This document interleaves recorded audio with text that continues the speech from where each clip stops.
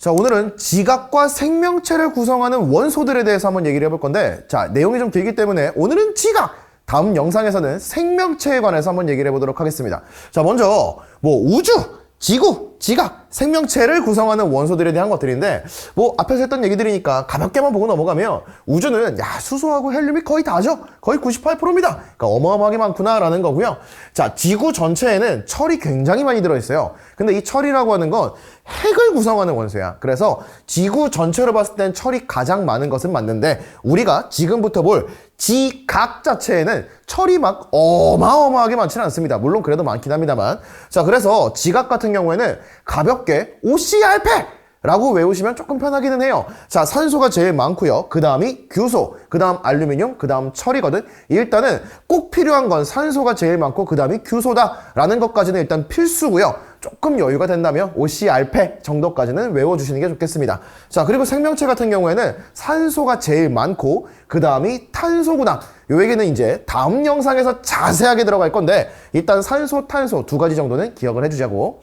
자, 이제 지각에 대해서 얘기를 할 건데, 우리가 앞에 원자, 결합에 대해서 얘기를 했습니다. 자, 탄소하고 규소라고 하는 친구가 있는데, 자, 얘네들은 둘 다 14족 원소예요. 원자과 전자가 4개 있다는 소리가 될 거야. 그럼 이 친구들은 공유결합을 4번 형성할 수 있는 친구고요. 자, 우리가 앞에서 루이스란 얘기를 했습니다. 그럼 탄소를 한번 만들어 보면, 자, 여기 탄소 원자과가 이렇게 4개가 있겠죠. 그러면 그 옆에 수소랑 공유결합 내 거 하나 네 거 하나를 같이 쓴다라고 했을 때 이런 식으로 결합을 형성할 수가 있겠구나. 우리는 얘를 메테인이라고 부르기로 했어요. 이 친구가 기본적으로 생명체한테 굉장히 중요한 친구입니다.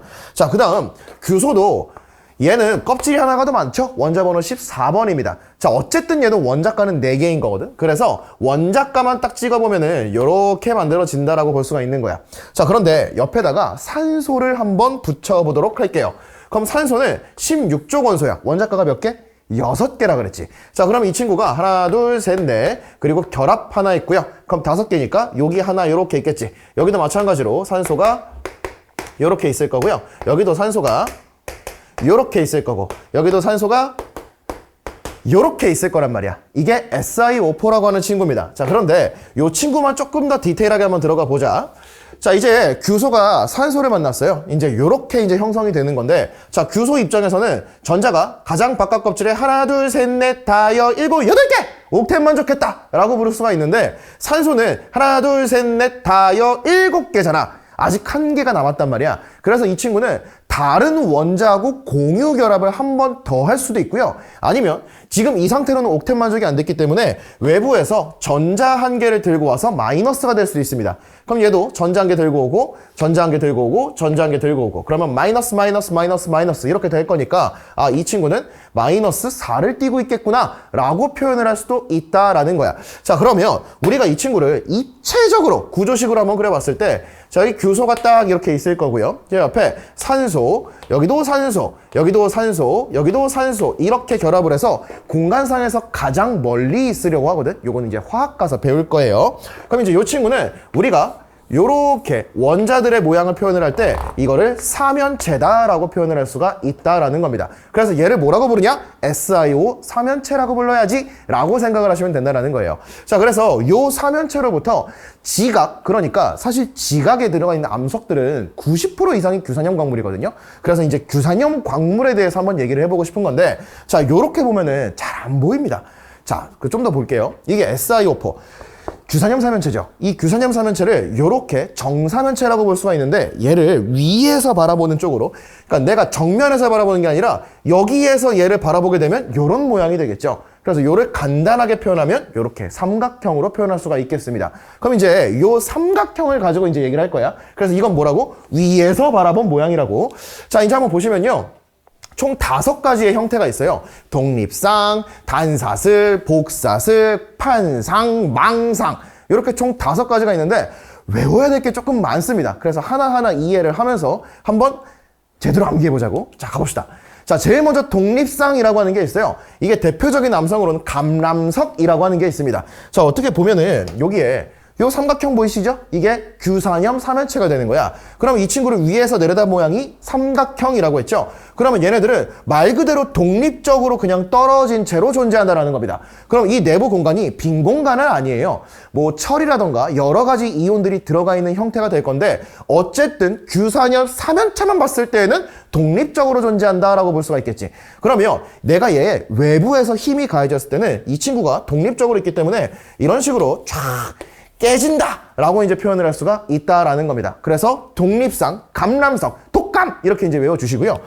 자, 그 다음 단사슬 구조가 있는데 자, 여기 보시면 여기 삼각형이 계속 이렇게 하나의 사슬처럼 이어지고 있다. 그래서 하나의 사슬, 단사슬이라고 이제 하는 거야. 대표적인 그 광물로는 휘석이 있습니다.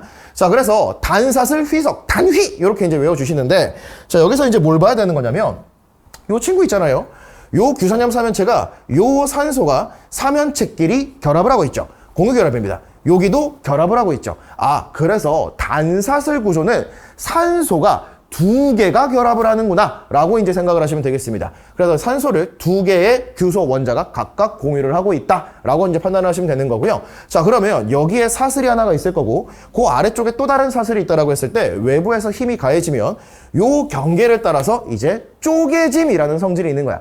방금 전에 독립은 깨진다라고 했잖아요. 이 친구는 결을 따라서 쪼개지는 성질이 있구나 라고 봐두시면 된다라는 거죠. 자, 그 다음에는 복사슬이라는 게 있습니다. 복은 뭐냐?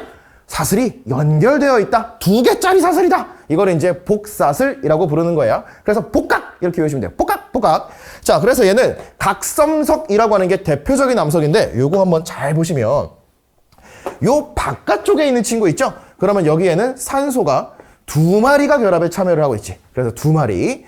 자, 그리고 요 아래쪽에 있는 여기 이 사슬과 이 사슬이 만난 요 삼연체 있죠? 요 삼연체는 하나, 둘, 세 마리. 세 마리가 결합을 하고 있다는 거야. 아, 그래서 산소 세 마리가 공유결합을 하고 있구나. 방금 전에 단사슬은 두 개짜리였는데 이번에는 두 개짜리와 세 개짜리가 번갈아 있구나 정도의 느낌을 가져가시면 되겠습니다.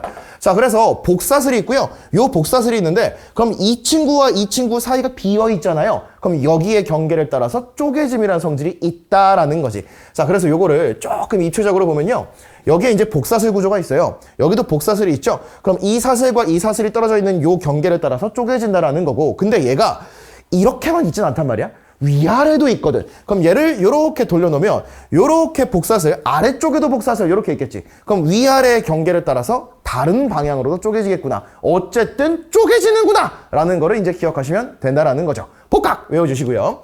자, 그 다음 이제 판상구조가 있는데 자, 얘는 사슬이 아니라 그냥 요렇게 쫙 연달아서 하나의 판 모양으로 이어진다라는 거야. 그래서 이 친구를 보면은 이 규산염 삼연체의 산소들이 전부 다 3개씩이 결합에 참여를 하고 있구나. 그래서 이 친구는 3이라는 거죠. 그럼 다시 봐봐. 독립형이 있었죠. 자, 독립형 같은 경우에는 결합이 없었어. 그냥 말 그대로 규소가 산소 4마리를 가지고 있는 게 끝인 거야. 근데 단사슬은 어땠죠? 2개. 그 다음에 복사슬은 어땠죠? 2개짜리가 있고 3개짜리가 있고. 근데 판상은 어때요? 3개. 점점 결합하고 있는 산소가 늘어나고 있구나 라는 판단을 이제 해주시면 된다라는 거예요. 그럼 이 친구도 입체적으로 한번 보면요. 자, 위아래로 이렇게 쭉 이어서 판들이 이어 있는 거야. 그럼 얘는 어떻게 쪼개질까? 판과 판의 경계가 이렇게 쪼개지겠지. 아, 그래서 판상구조, 흑운모도 쪼개지는구나. 이걸 판흑 이렇게 이제 외우시면 되는 겁니다. 아시겠죠? 자, 마지막이에요. 망상구조라는 게 있는데 자, 이 친구는 석영, 장석, 대표적으로 석영이거든. 망석! 이렇게 이제 외워주시고요. 외울 게 좀 많죠? 어쩔 수 없어! 외워야지 뭐 어떡해. 자, 이 친구 같은 경우에는 규산염 삼연체가 말 그대로 삼연체 입체 구조잖아요. 그래서 여기에 들어가는 그 모든 산소 4개가 결합에 참여하고 있다라고 보시면 되겠습니다. 그럼 이 친구 같은 경우에는 보통 깨지고요. 몇몇 특정한 광물들 같은 경우에는 쪼개짐이라는 것도 있을 수 있겠다. 근데 보통은 깨짐이라고 표현을 합니다. 그래서 굉장히 복잡하게 여기 삼연체들이 전부 다 하나, 둘, 셋, 4개가 산소 4개가 전부 다 공유결합을 하고 있구나 라고 판단을 하시면 된다라는 거죠. 자, 이제 다 총정리를 한번 해보면요. 5가지가 있죠.